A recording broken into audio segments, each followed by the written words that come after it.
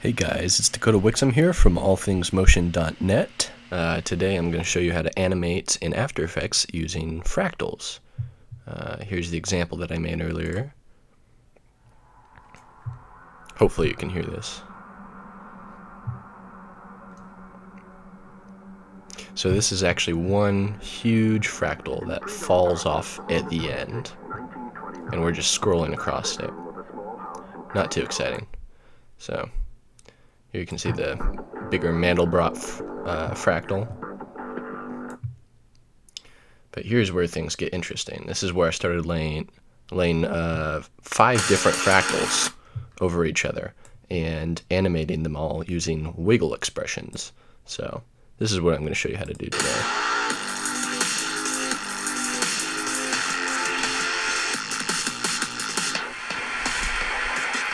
You may be surprised, during this section here, there's actually no keyframes, so I thought that was pretty cool. Hopefully you guys do too. So we're going to hop over into After Effects here. Actually, I suppose I should show you guys what fractals are to start with. Probably most people don't know what fractals are. So you may have seen, I don't know, some people graphing these on their graphing calculators in school or whatever. I think it was a big thing in the 80s. There's fractal art going around. So let me just Google that. Fractal art. Pull up some images here. So fractals are basically repeating patterns, and they just repeat infinitely, and they get smaller and smaller and smaller, or bigger and bigger and bigger. And here's some examples. There's some cool ones, and yeah, that's a fractal here. You can see they're all the same shape, and they're repeating in the shape of the same shape. So very interesting stuff. Alright, so over here in After Effects, you can see my original composition here, if it'll load. Yeah. Okay, so there's actually 5 different fractals here, and I layered them over with hard light. So here's the first layer, gone. Second layer, you can see all the banding here. I'll show you how to do the colors. Fourth layer, well, I guess that one was off screen. And that's another fractal. So let's hop into a new composition here. Let's do composition, new composition. Okay, we're going to call this tutorial master. We're going to make it 1280 by 720. That's HD, and duration doesn't really matter. Okay, so here we are. We got our beautiful blank composition. Now we'll do layer, new, solid, and make comp size if it's not already. We'll just call this fractal 1, just so we don't forget. Color doesn't matter because we're going to go to Effect, make sure the layer is selected, Generate, Fractal, and we're done. No, I'm just kidding. Here's the type of fractal we have here, and I guess this doesn't really matter too much, just depends on the look you're going for. I personally like the Mandelbrot. So you can see as we move through the timeline here, nothing's happening, and that's because we have nothing animated. Let me just scroll through these properties here. So this is the X real value is it's basically like scrolling across the scene in X space on the X axis, and this is for the Y axis, up and down. And here's the magnification, so you can basically just scale into this whole thing. Wow, goes really fast, yeah. Now the escape limit is something interesting. Here, let me see if I can zoom in here to a part where you can see.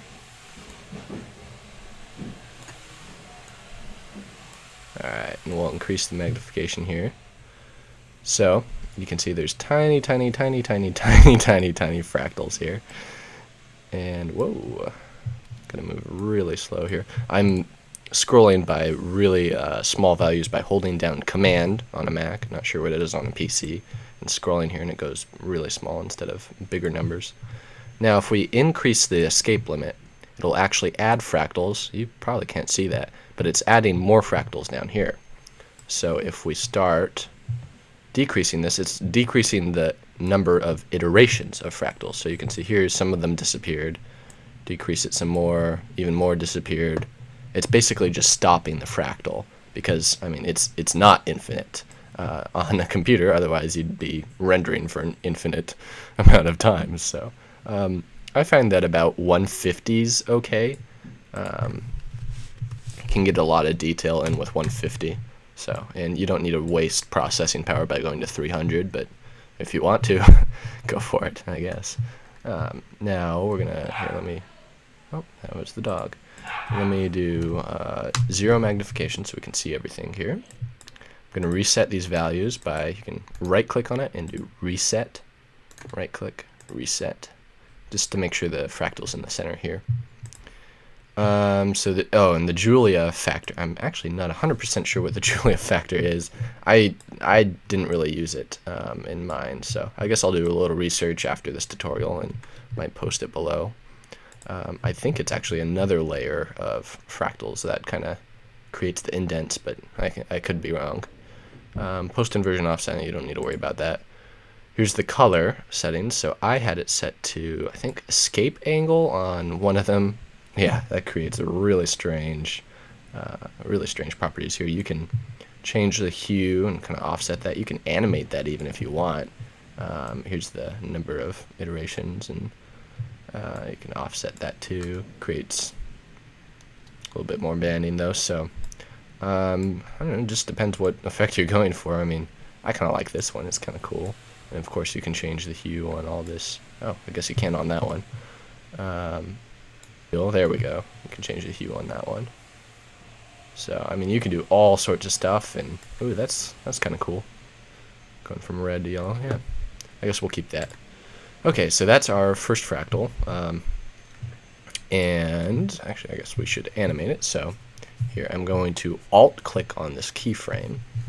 Now, this is really important. I use this a lot, this expression. So I'm just clicking in this expression area here under that value that we just keyframed. I'm going to type wiggle and parentheses.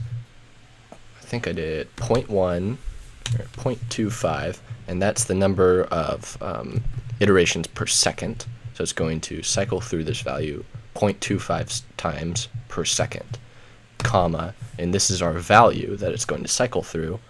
And I think I did, let's do 500 pixels. And so it's going to fluctuate this value by 500.25 times a second.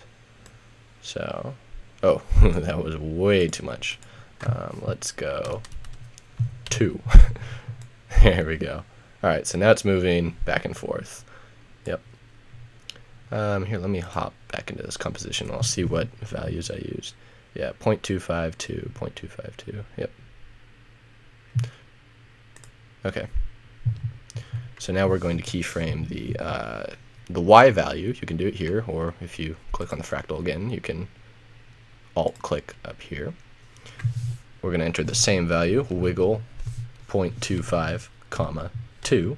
So it's 0.25 times per second. It's going to fluctuate by the value of 2. Sorry, not 2 pixels. The value of 2 on the slider, which, I mean, you can tell 2 pixels is, or 2 on this value is going to move quite a bit, so 500 was way overkill. So yeah, so that means that it's going to move in X and Y space randomly throughout this entire time. Not too exciting, you think. It's just a little fractal bouncing around on screen, but once you start layering fractals on top of each other, then things can get interesting. So we're going to duplicate this. We're going to call this, I did that by pressing Command D on a Mac. I'm going to click that layer, press enter. I'm going to call it fractal 2, just so we don't get confused.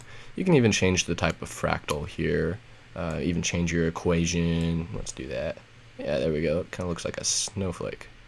Alright, we're going to change the color. Going to make this escape angle. Yeah, that's cool. Alright, now this is where it starts getting cool. You do mode, and you can experiment with all sorts of things. I tried a lot of stuff. Difference gets you some really cool effects, but it kind of makes this whole thing hard to get the right color that you want in there. So I used hard light just to kind of preserve the colors a little bit. So you can see this is with the fractal and this is without. You can see that fractal there. So basically what's going to happen is when this fractal moves into this black area, then it's going to start showing up. So in fact, we might, if we scroll through, we might be able to see that. Yeah, I don't really see that happening, but let's change these values a little bit. So just press U to reveal the keyframes here. We're going to go to 3 here. Alright. Might just have some refreshing errors. So, alright, I'm going to click on this fractal. We're going to go to Mandelbrot and increase the magnification. And this is going to get us some really interesting stuff. Alright, so you can see all sorts of interesting things are happening here. Yeah. Here's the edge of the fractal, which I really like. It's kind of revealing the fractal underneath here. If we set it to difference, it might, yeah. There we go. I guess I'll set it to difference for this. Maybe not. Red light, yeah. Okay. So we got our second fractal here. And really, I mean, because of the random movement, you're going to need a lot of fractals, which means it's going to be really hard on your computer rendering these. So make sure you set aside an ample amount of time to render. Alright, now we're going to duplicate this layer again, Command D. Going to change this fractal. Let's use Julia. Yeah, oh, that's strange. Alright, color. I love fractals. You get something different every time. Oh, that's interesting. I don't know if you guys can see that. It's real dark, but I kind of like that effect. Yeah, but let's go with apple here. Yeah. Okay. So I like that. Kind of scroll through and see the effects. It's real slow on rendering. It's rendering 3 almost infinite equations at the same time, so that's why. You can see it's moving quite a bit here and changing a lot, which is great. We want it to be really dynamic. And I'm sure if you experiment with, I know Video Copilot has this plugin called Spin, I think it is, came with the Evolution pack, and it creates symmetry. It kind of duplicates this layer and spins it, creating some kind of kaleidoscope effect. I imagine if somebody were to go through this tutorial and use that, you could get some really interesting results. I almost did that, but I didn't. So if somebody does, please show me. Alright, I'm going to duplicate this layer again. You can see we get a completely different effect now. We're going to call this Julia inverse, change it to a different equation, and really this doesn't matter. You guys can do whatever you want on this. So yeah, here's, gosh, another interesting effect. Wow. I like that a lot, actually. Okay, we're going to duplicate it one more time, and I mean, you guys can do this as many times or as few times as you want. You don't have to follow exactly. In fact, I recommend that you don't, because you'll learn more. Let's do Mandelbrot over Julia, maybe. All right, going to change the color scheme here to escape angle. Ooh, no, that's real bright. Hue wheel, maybe? Alright, and just offsetting that hue.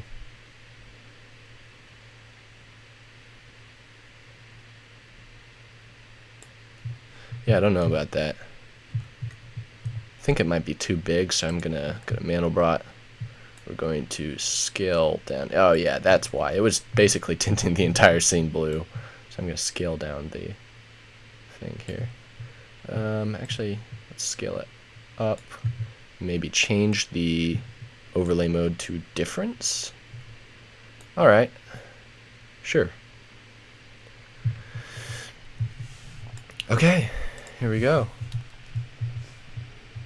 So, I mean, there's our fractal animation. Let me just do a quick RAM preview here. 3rd resolution. Because it's going to take a long time to render. Alright, so you can see everything is changing here, and you get some really cool effects. Stuff zooming in and out, and Yeah, I like it a lot. So there's our fractal animation. Yep. And what I did, just to make it a little bit more interesting, was I took some textures, and this is from a Video Copilot pack, but you guys can use whatever you want. Just pull in some textures from the internet. Yep, and just scale them down, make sure they fit your composition. You can actually do transform, fit to comp. Love that. Change the mode to, let's do overlay. Yep, so here's some little texture in the background. I like it. It's going to change with the colors. And pull in another texture. This is a really interesting effect that I kind of learned just by experimenting. I'm going to rotate it so it fits in. I'm going to go to scale this down. There you go. So it covers the whole comp. We'll do overlay again. Now here's an interesting effect. If you go to layer, new, solid, alright, you go to, I think it's, effect, noise and grain, fractal noise, another use of fractals. Now you can see this generates some white and black values. And we can change these values and make it whatever we want. Increase the contrast here so you get almost just white and black. And you can animate the evolution. So I'm going to alt-click on this evolution. I'm going to go to time, and time, so a little asterisk here, 20. So it's going to take the time value, multiply it by 20, and that's going to be our evolution. So it's changing pretty quickly here. And now what you can do, I'm going to scroll down this layer. There we go. If you change the track matte of this guy to Luma matte, so it's going to take the black and white values of the layer above, and wherever it's white, that texture will appear. Wherever it's black, the texture below it will appear. So the textures are going to be changing in the background now. This is something I didn't do in the example, which I probably should have. Yeah. So there you go. It might be hard for you guys to see just because I'm scrolling through. But you get some really strange effects with the textures kind of blending, and I like it. It looks fractally, I guess.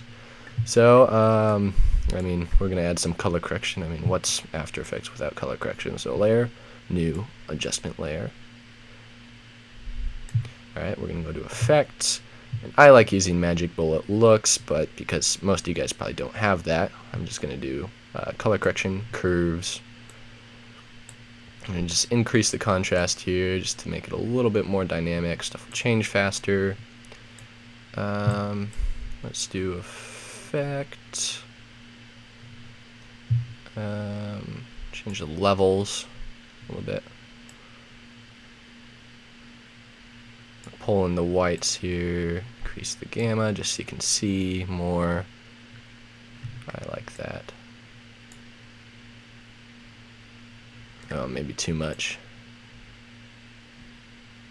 A little bit too bright here.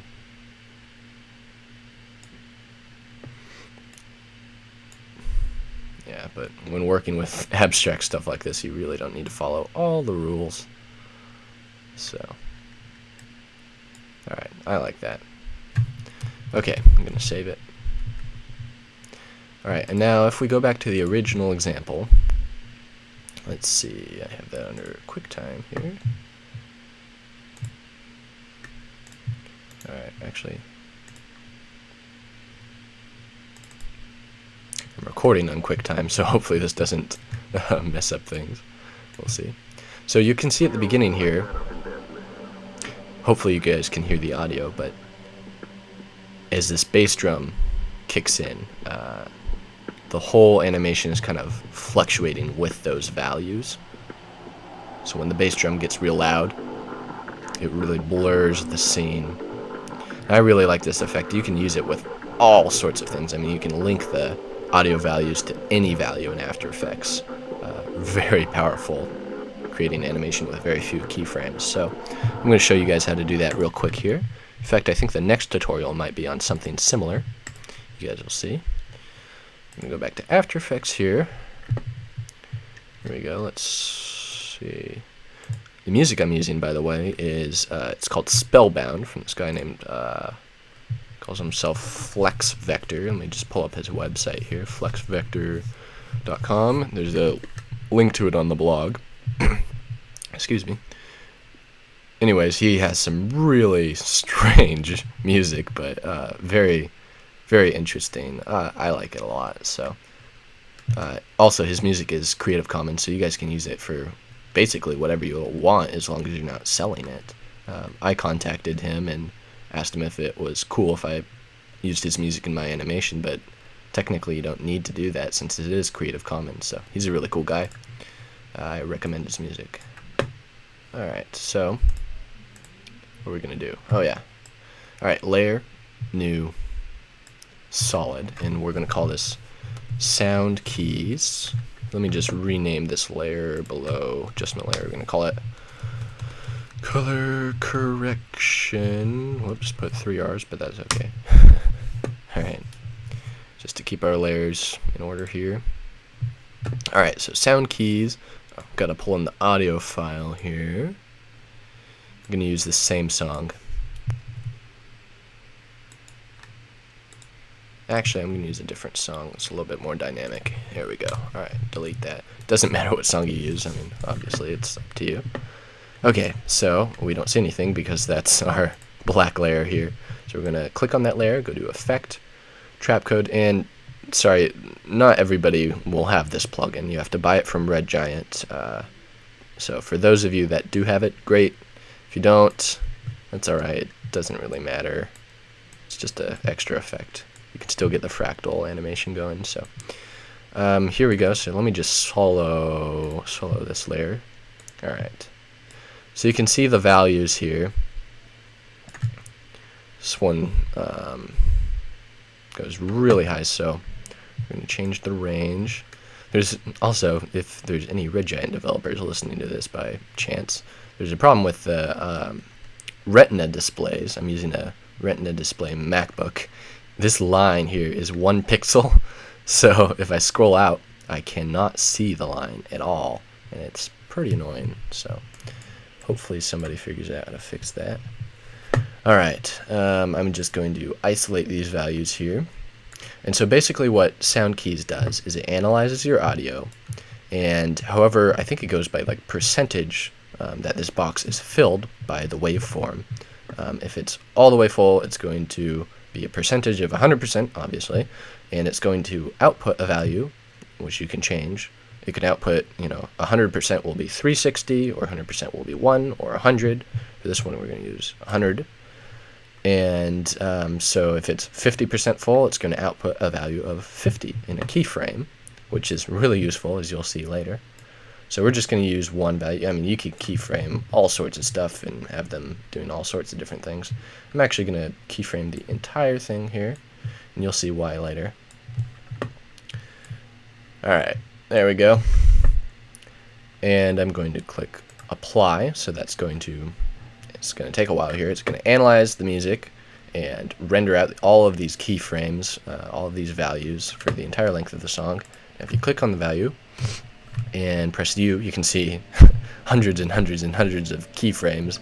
And the value down here, right now it's at 20, it fluctuates. So, and it's good to realize what values. It looks like we're not really going too high, not too high above 30. Looks like 37 was the highest I saw. So about 40 is going to be our limit. Alright, we're actually going to turn off this layer, so we don't need it. All we need is those keyframe values. Now if you do layer, new, adjustment layer, I like using radial blur. Get some really cool effects, but I'm warning you guys, it's going to render very, very slow. So be careful. Don't crank this value up too high, otherwise it could take, several minutes to render. So, anyways, I'm going to animate this value. We're going to Alt-click on this value. That's going to bring up our stopwatch here. I'm going to go to Sound Keys layer. we're going to pick whip this value to the output of that layer. So it's going to basically say, okay, trap keys, or sound keys, sorry, trap code sound keys is rendering a value of 26, so that means I'm going to use a blur value of 26. And of course, that's really high. So what we can do, if you click on this layer again, go into the keyframes, and I'm going to add parentheses at the end, parentheses at the beginning. So it's, I mean, just simple math here. The value right now is 26. I want it to be, I don't know, closer to 5 maybe. So if you say minus 5, so now it's going to say 26, right? Minus 5, it's going to be 21. And now you can add another parentheses, divided by backslash here, 5. So now it's going to say any value that we get, we're going to subtract 5 from it first. So if it was 0, then you're going to get a value of negative 5. And then it's going to divide it by 5, so that's going to get you negative 1. If it was 20, it's going to subtract 5, right, and then divide it by 5. So it's basically lowering the values into a more usable range. But as we render here, let me do a quick RAM preview. Actually, skip forward in the timeline so something's happening. RAM preview here, and again, it's going to take a while to render because this is a blur effect.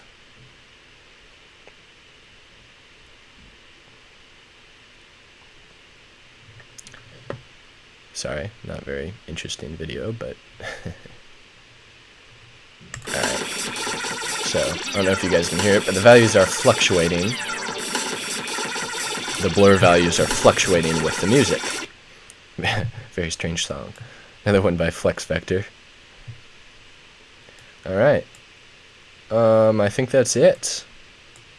Yeah. I actually don't like this blur, but it turned out better on my other animation. I just used it at the beginning, so I like it without on this one. We could actually divide this value by 10 even. And you can see that makes it a lot more crisp, clear. Yeah. Yeah, that's better. Alright, I think that about wraps up this tutorial. If you guys have any ideas for new tutorials, why don't you just send me an email, click on contacts and allthingsmotion.net, and you should be able to find me. And yeah, hopefully you guys like it. So have a good one.